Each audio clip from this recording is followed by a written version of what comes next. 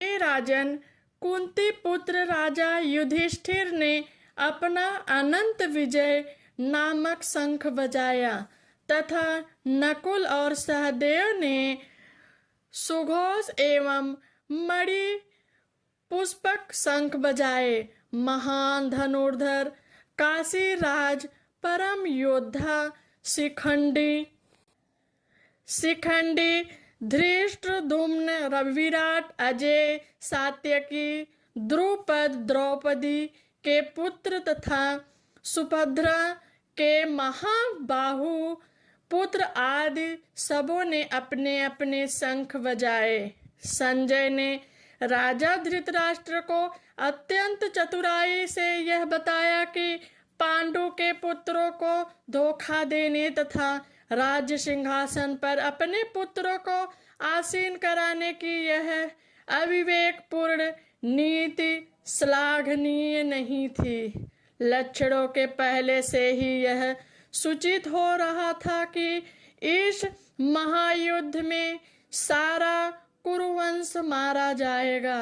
भीष्म पितामह से लेकर अभिमन्यु तक तथा अन्य पौत्रों तक विश्व के अनेक देशों के राजाओं समेत उपस्थित सारे के सारे लोगों का विनाश निश्चित था। यह सारी दुर्घटना राजा धृतराष्ट्र के कारण होने जा रही थी, क्योंकि उसने अपने पुत्रों की कुनीति को प्रोत्साहन दिया था।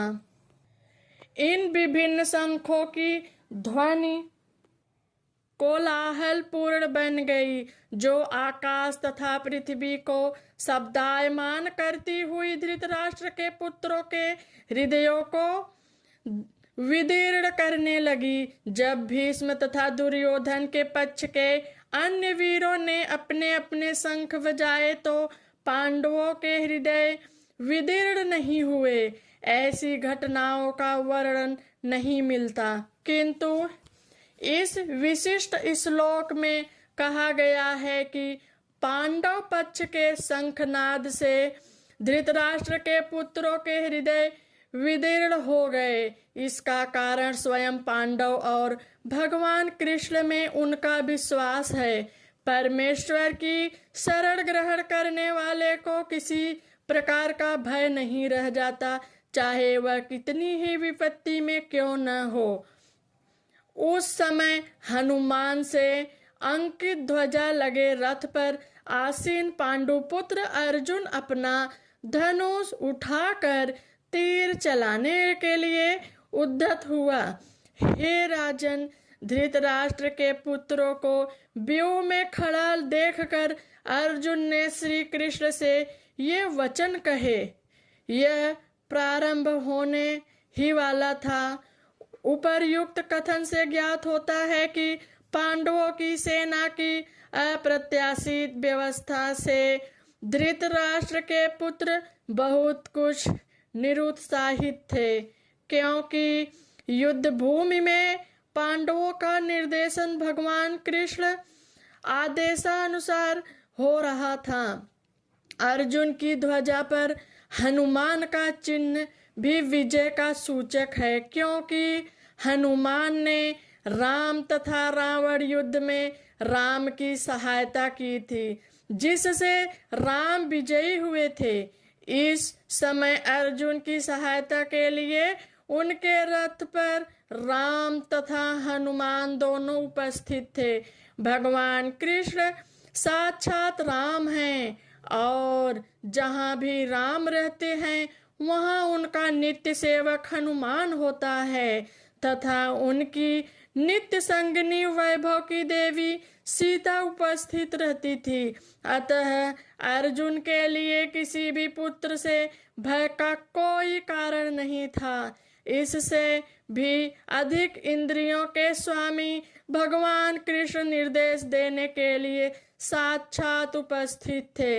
इस प्रकार अर्जुन को युद्ध करने के मामले में सारा तत्परास्पर प्राप्त हुआ। परिस्थितियों में जिनकी व्यवस्था भगवान ने अपने शाश्वत भक्त के लिए की थी। निश्चित विजय के लक्षण स्पष्ट थे।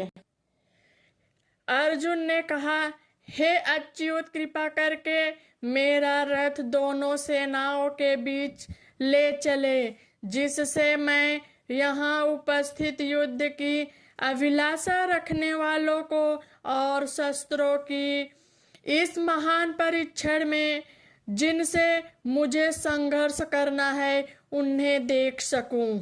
यद्यपि श्री कृष्ण साक्षात श्री भगवान हैं, किंतु वे अहेतुकी कृपावश अपने मित्र की सेवा में लगे हुए थे। वे अपने भक्तों पर स्नेह दिखाने में कभी नहीं चूकते। इसलिए अर्जुन ने उन्हें अच्युत कहा है। सारथी रूप में उन्हें अर्जुन की आज्ञा का पालन करना चाहिए और उन्होंने इसमें कोई संकोच नहीं किया। अतः उन्हें अच्युत कह कर संबोधित किया गया है। यद्यपि उन्होंने अपने भक्त का सारथी पद स्वीकार किया था, किंतु इससे उनकी परम स्थिति अक्षुण्ण बनी रही। प्रत्येक परिस्थिति में वे इंद्रियों के स्वामी श्री भगवान ऋषिकेश हैं। भगवान तथा उनके सेवक का संबंध अत्यंत मधुर एवं दिव्य होता है। सेवक स्वामी की सेवा करने के लिए सदैव उद्यत रहता है और भगवान भी भक्त की कुछ न कुछ सेवा करने की कोशिश में रहते हैं। वे इसमें विशेष आनंद का अनुभव करते हैं कि वे स्वयं आज्ञादाता न बने, अपितु उनके शुद्ध भक्त उन्हें आज्ञा दें, क्योंकि वे स्वामी हैं। अतः सभी लोग उनके आज्ञा पालक हैं और उनके ऊपर उनको आज्ञा देने वाला कोई नहीं है। किंतु जब वे देखते हैं कि उनका शुद्ध भक्त आज्ञा दे रहा है तो उन्हें दिव्य आनंद मिलता है। यद्यपि वे समस्त परिस्थितियों में अच्युत रहने वाले हैं, भगवान का शुद्ध भक्त होने के कारण अर्जुन को अपने बंधु बांधवों के युद्ध करने की तनिक भी इच्छा न थी। किंतु दुर्योधन द्वारा शांतिपूर्ण समझौता न करके हठ धर्मिता पर उतारू होने के कारण उसे युद्ध भूमि में आना पड़ा। अतः वह यह जानने के लिए अत्यंत उत्सुक था कि युद्ध भूमि में कौन कौन से अग्रणी व्यक्ति उपस्थित हैं। यद्यपि युद्ध भूमि में शांति प्रयासों का कोई प्रश्न नहीं उठता, तो भी वह उन्हें फिर से देखना चाह रहा था और यह देखना चाह रहा था कि इस अवांछित युद्ध पर किस हद तक तुले हुए हैं। मुझे उन लोगों को देखने दीजिए जो यहाँ पर धृतराष्ट्र के दुर्बुद्धि पुत्र दुर्योधन को प्रसन्न करने की इच्छा से लड़ने के लिए आए हुए हैं। यह सर्वविदित था कि दुर्योधन अपने पिता धृतराष्ट्र की 60 गांठ से पाप पूर्ण योजनाएं बनाकर पांडवों के राज्य को हड़पना चाहता था। अतः जिन समस्त लोगों ने दुर्योधन का पक्ष ग्रहण किया था वे उसी के समान धर्मा रहे होंगे। अर्जुन युद्ध प्रारंभ होने के पूर्व यह तो जान ही लेना चाहिए था कि कौन कौन से लोग आए हुए हैं, किंतु उनके समक्ष समझौता का प्रस्ताव रखने की उसकी कोई योजना नहीं थी। यह भी तथ्य था कि वह उनकी शक्ति का जिसका उसे सामना करना था अनुमान लगाने की दृष्टि से उन्हें देखना चाह रहा था। यद्यपि उसे अपनी विजय का विश्वास था, क्योंकि कृष्ण उसकी बगल में विराजमान थे। संजय ने कहा, हे भरतवंशी, अर्जुन द्वारा इस प्रकार संबोधित किए जाने पर भगवान कृष्ण ने दोनों दलों के बीच में उस उत्तम रथ को लाकर खड़ा कर दिया। इस श्लोक में अर्जुन को गुड़ाकेश कहा गया है। गुड़ाका का अर्थ है नींद, और जो नींद को जीत लेता है वह गुड़ाकेश है। नींद का अर्थ विज्ञान भी है। अतः अर्जुन ने कृष्ण की मित्रता के कारण नींद तथा अज्ञान दोनों का विजय प्राप्त की थी। कृष्ण के भक्त के रूप में वह कृष्ण को क्षण भर भी नहीं भुला पाया, क्योंकि भक्त का स्वभाव ही ऐसा होता है। यहाँ तक कि चलते अथवा सोते हुए भी कृष्ण के नाम, रूप, गुणों तथा लीलाओं के चिंतन से भक्त सभी मुक्त नहीं रह सकता। अतः कृष्ण का भक्त उनका निरंतर चिंतन करते हुए नींद तथा अज्ञान दोनों को जीत सकता है। इसी को कृष्ण भावनामृत या समाधि कहते हैं। प्रत्येक जीव की इंद्रियों तथा मन के निर्देशक अर्थात ऋषिकेश के रूप में कृष्ण अर्जुन के मंतव्य को समझ गए कि वह क्यों सेनाओं के मध्य में रथ को खड़ा करवाना चाहता है।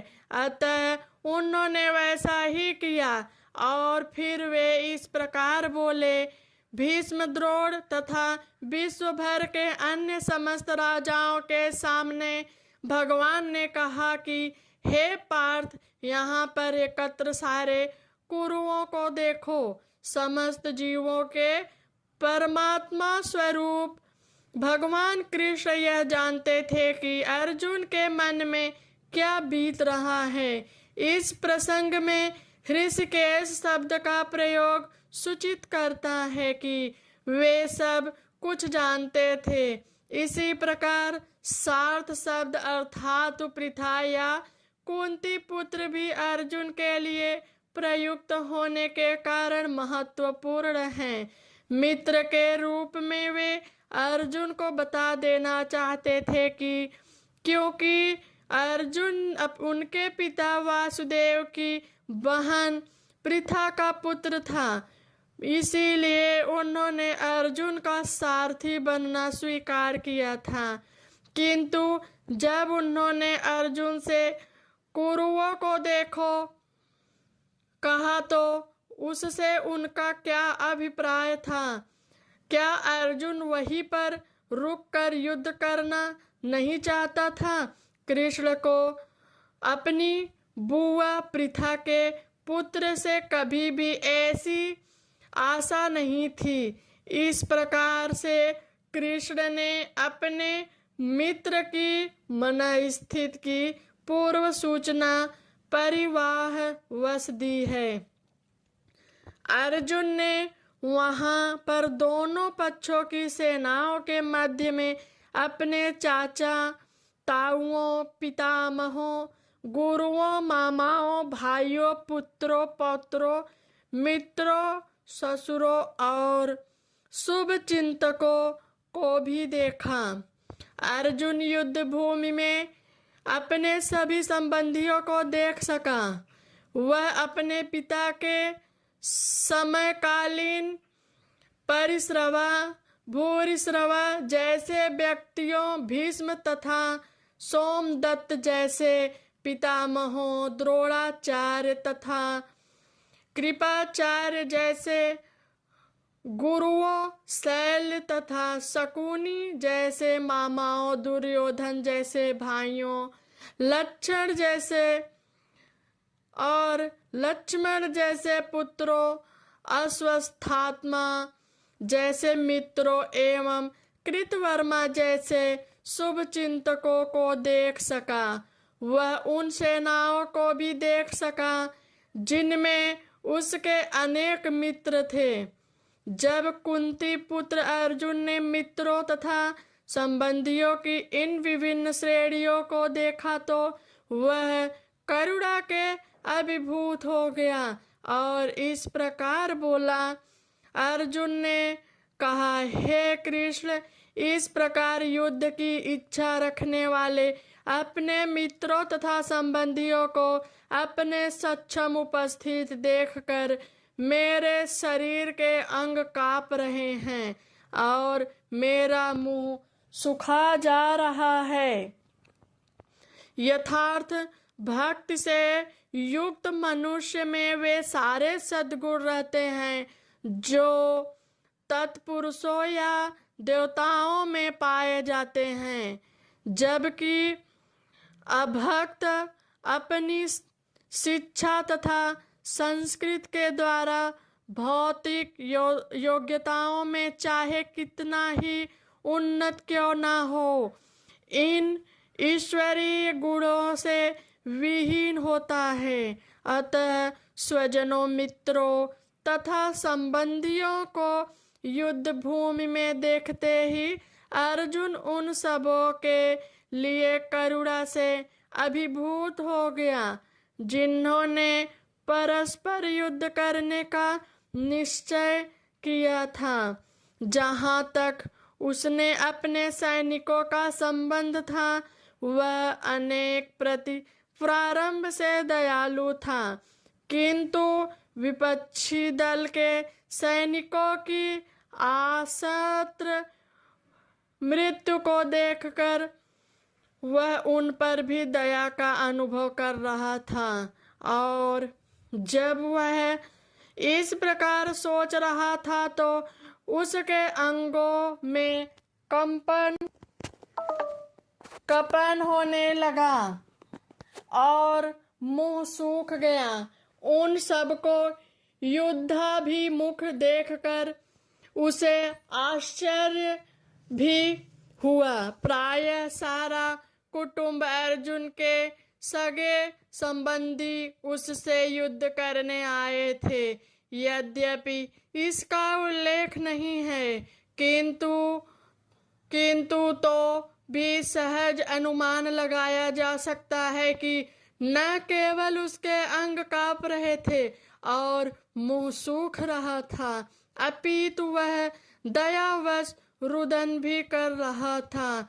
अर्जुन में ऐसे लक्षण किसी दुर्बलता के कारण नहीं, अपितु हृदय की कोमलता के कारण थे, जो भगवान के शुद्ध भक्त का लक्षण है। अतः कहा गया है कि जो भगवान के प्रति अविचल भक्ति रखता है उसमें देवताओं के सद्गुण पाए जाते हैं, किंतु जो भागवत नहीं है, भक्त नहीं है, उसके पास भौतिक योग्यताएं ही रहती हैं जिनका कोई मूल्य नहीं होता।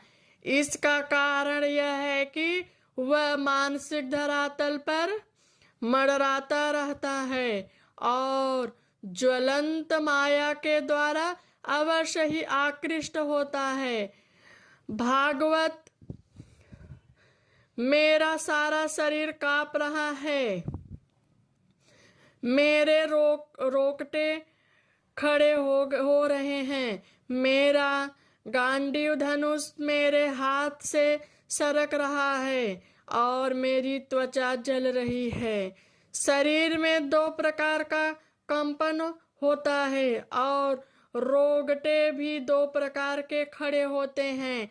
ऐसा या तो आध्यात्मिक परमानंद के समय या भौतिक परिस्थितियों में अत्यधिक भय उत्पन्न होने पर होता है। दिव्य साक्षात्कार में कोई भय नहीं होता। इस अवस्था में अर्जुन के जो लक्षण हैं वे भौतिक भय अर्थात जीवन की हानि के कारण हैं। अन्य लक्षणों में भी यह स्पष्ट है। वह इतना धीर हो गया है कि उसका विख्यात धनुष गांडवी उसके हाथों से सरक रहा है। उसकी त्वचा में जलन उत्पन्न हो रही थी। ये सब लक्षण देहात्म बुद्धि से जन्य है। मैं यह अब और अधिक खड़ा रहने में असमर्थ हूँ। मैं अपने को भूल रहा हूँ और मेरा सिर चकरा रहा है। हे कृष्ण, मुझे तो केवल अमंगल के कारण दिख रहे हैं। अपने अधैर्य के कारण अर्जुन युद्ध भूमि में खड़ा रहने में असमर्थ था और अपने मन की इस दुर्बलता के कारण उससे आत्मविस्मृति हो रही थी। भौतिक वस्तुओं के प्रति आध्यात्मिक आसक्ति के कारण मनुष्य ऐसी मोहमयी स्थिति में पड़ जाता है। भय द्वितीयाभिनिवेशतः अस्यात् भागवत। ऐसा भय तथा मानसिक असंतुलन उन व्यक्तियों में उत्पन्न होता है जो भौतिक परिस्थितियों से ग्रस्त होते हैं। अर्जुन को युद्ध भूमि में केवल दुखदायी पराजय की प्रतीति हो रही थी। वह शत्रु पर विजय पाकर भी सुखी नहीं होगा। निमित्तानि विपरीतानि शब्द महत्वपूर्ण है।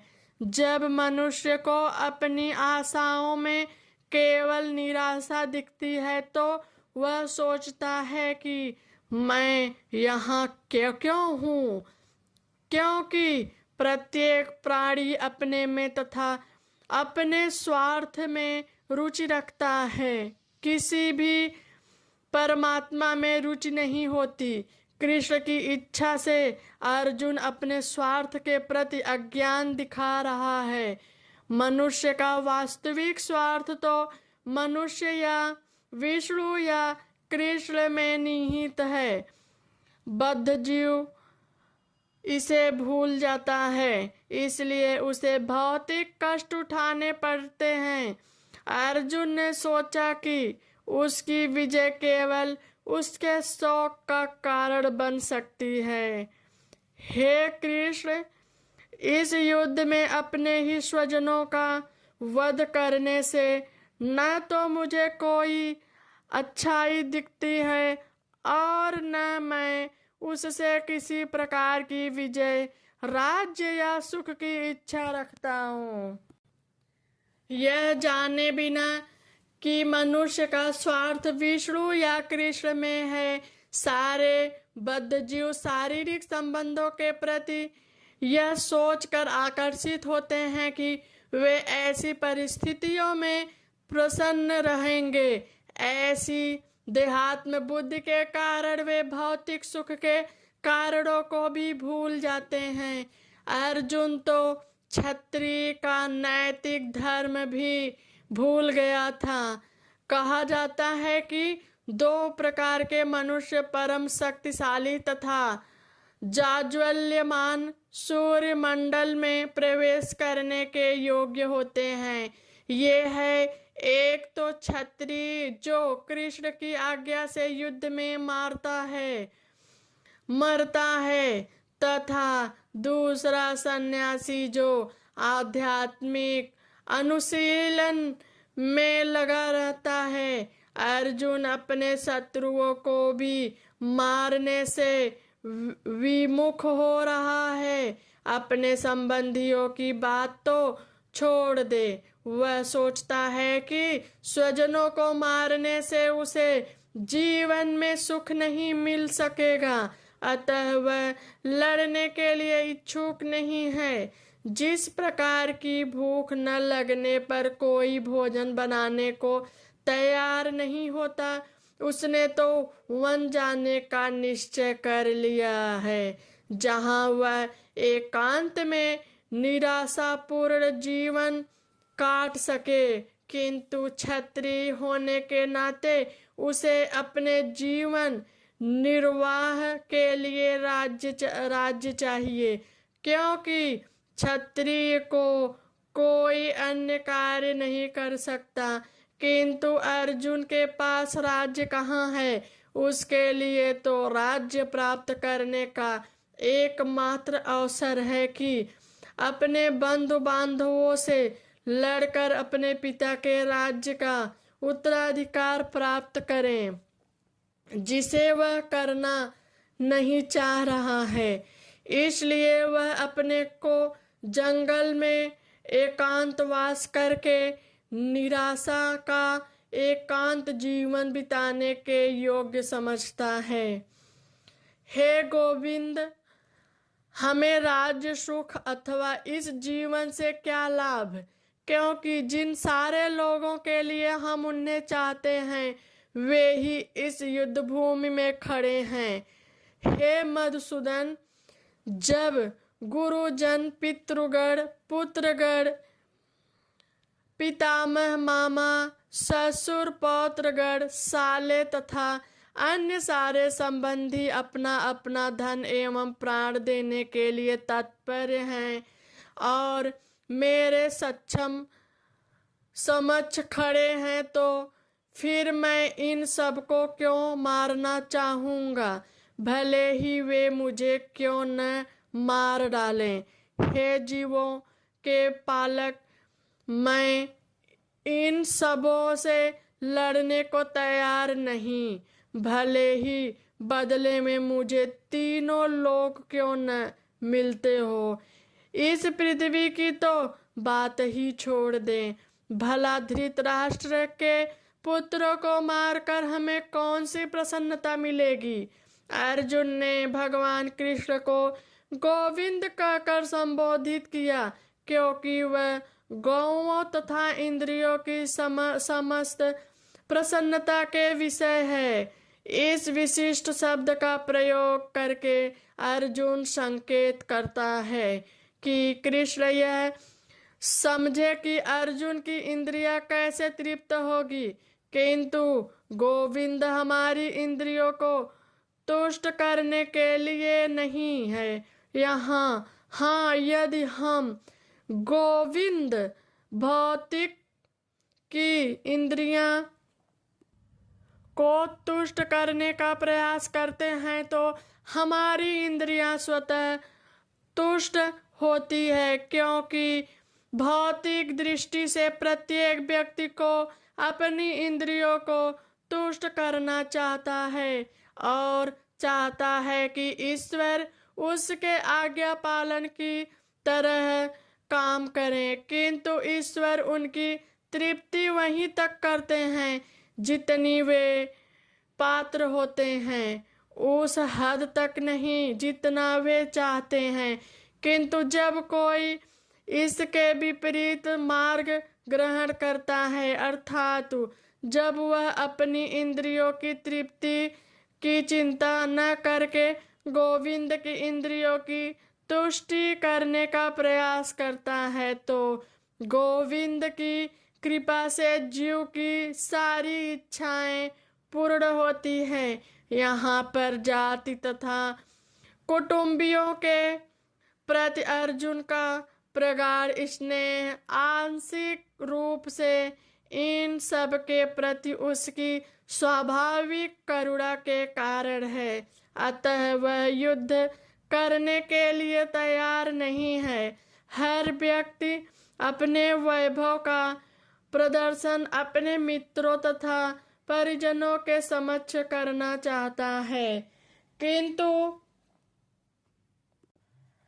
जब कोई इसके विपरीत मार्ग ग्रहण करता है, अर्थात जब वह अपनी इंद्रियों की तृप्ति की चिंता न करके गोविंद की इंद्रियों की तुष्टि करने का प्रयास करता है, तो गोविंद की कृपा से जीव की सारी इच्छाएं पूर्ण हो जाती हैं। यहाँ पर जाति तथा कुटुंबियों के प्रति अर्जुन का प्रगाढ़ स्नेह आंशिक रूप से इन सब के प्रति उसकी स्वाभाविक करुणा के कारण है, अतः वह युद्ध करने के लिए तैयार नहीं है। हर व्यक्ति अपने वैभव का प्रदर्शन अपने मित्रों तथा परिजनों के समक्ष करना चाहता है, किंतु अर्जुन को भय है कि उसके सारे मित्र तथा परिजन युद्ध भूमि में मारे जाएंगे और वह विजय के पश्चात उनके साथ अपने वैभव का उपयोग नहीं कर पाएंगे। भौतिक जीवन का यह सामान्य लेखा जोखा है, किंतु आध्यात्मिक जीवन इसके सर्वथा भिन्न होता है, क्योंकि भक्त भगवान की इच्छाओं की पूर्ति करना चाहता है। अतः भगवत इच्छा होने पर वह भगवान की सेवा के लिए सारे ऐश्वर्य स्वीकार कर सकता है, किंतु यदि भगवत इच्छा न होने वह एक पैसा भी ग्रहण नहीं करता।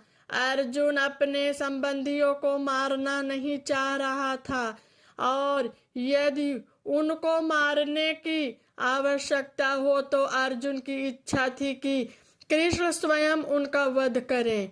इस समय उसे यह पता नहीं है कि कृष्ण उन सबों को युद्ध भूमि में आने के पूर्व ही मार चुके हैं और अब उसे निमित्त मात्र बनना है। उसका उद्घाटन अगले अध्यायों में होगा। भगवान का असली भक्त होने के कारण अर्जुन अपने अत्याचारी बंधु बांधवों से प्रतिशोध नहीं लेना चाहता था, किंतु यह तो भगवान की योजना थी। सबका वध हो गया। भगवत दुष्टों के प्रतिशोध नहीं लेना चाहते, किंतु भगवान दुष्टों द्वारा भक्त के उत्पीड़न को सहन नहीं कर पाते। भगवान किसी व्यक्ति को अपनी इच्छा से क्षमा कर सकते हैं, किंतु यदि कोई उनके भक्तों की हानि पहुंचाता है तो वे उसे क्षमा नहीं कर सकते। किंतु यदि कोई उनके भक्तों को हानि पहुंचाता है तो वे उसे क्षमा नहीं करते। इसीलिए भगवान इन दुराचारियों का वध करने के लिए उद्यत थे। यद्यपि अर्जुन उन्हें क्षमा करना चाहता था। यदि हम ऐसे आतताइयों का वध करते हैं तो हम पर पाप चढ़ेगा। अतः यह उचित नहीं होगा कि हम धृतराष्ट्र के पुत्रों तथा उनके मित्रों का वध करें।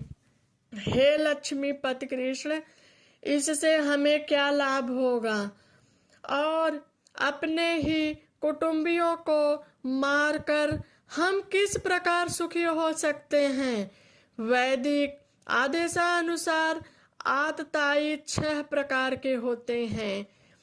विष देने वाला, घर में अग्नि लगाने वाला, घातक हथियार से आक्रमण करने वाला, धन लूटने वाला, दूसरे की भूमि हड़पने वाला तथा पराई स्त्री का अपहरण करने वाला। ऐसे आतताइयों का तुरंत वध कर देना चाहिए, क्योंकि इनके वध से कोई पाप नहीं लगता। आतताइयों का इस तरह वध करना किसी सामान्य व्यक्ति को शोभा नहीं दे सकता, किंतु अर्जुन कोई सामान्य व्यक्ति नहीं है, वह स्वभाव से साधु है। अतः वह उनके साथ साधुवत व्यवहार करना चाहता था, किंतु इस प्रकार का व्यवहार क्षत्रिय के लिए उपयुक्त नहीं है। यद्यपि राज्य के प्रशासन के लिए उत्तरदायी व्यक्ति को साधु प्रकृति का होना चाहिए, किंतु उसे कायर नहीं होना चाहिए। उदाहरणार्थ भगवान राम इतने साधु थे कि आज भी लोग राम राज्य में रहना चाहते हैं, किंतु उन्होंने कभी कायरता प्रदर्शित नहीं की। रावण आततायी था क्योंकि वह राम की पत्नी सीता का अपहरण करके ले गया था, किंतु राम ने उसे ऐसा पाठ पढ़ाया जो विश्व इतिहास में बेजोड़ है। अर्जुन के प्रसंग में विशिष्ट प्रकार के आतताइयों से भेंट होती है। ये है उसके निजी पितामह, आचार्य, मित्र, पुत्र, पौत्र इत्यादि। इसलिए अर्जुन ने विचार किया कि उनके प्रति वह सामान्य आतताइयों जैसा कटु व्यवहार न करें। इसके अतिरिक्त साधु पुरुषों को तो क्षमा करने की सलाह दी है। साधु पुरुषों के लिए ऐसे आदेश किसी राजनीति आपातकाल से अधिक महत्व रखते हैं। इसलिए अर्जुन ने विचार किया कि राजनीति कारणों से स्वजनों का वध करके अपेक्षा धर्म तथा सदाचार की दृष्टि से उन्हें क्षमा कर देना श्रेयस्कर होगा। अतः क्षणिक शारीरिक सुख के लिए इस तरह वध करना लाभप्रद नहीं होगा। अंततः जब सारा राज्य तथा उससे प्राप्त सुख अस्थायी नहीं, तो फिर अपने स्वजनों का मार कर वह अपने ही जीवन तथा शाश्वत मुक्ति को संकट में क्यों डाले। अर्जुन द्वारा कृष्ण को माधव अथवा लक्ष्मीपति के रूप में संबोधित करना भी सार्थक है। वह लक्ष्मीपति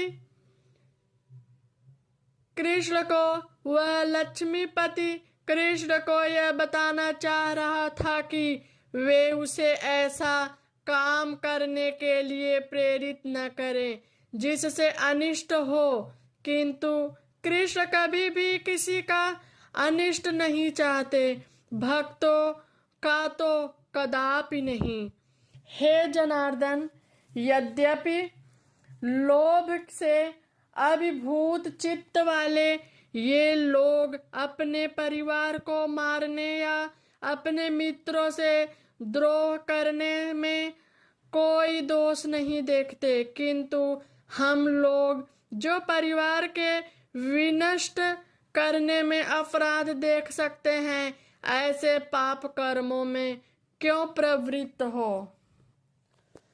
क्षत्रिय से यह आशा नहीं की जाती कि वह अपने विपक्षी दल द्वारा युद्ध करने या जुआ खेलने का आमंत्रण दिए जाने पर मना करें।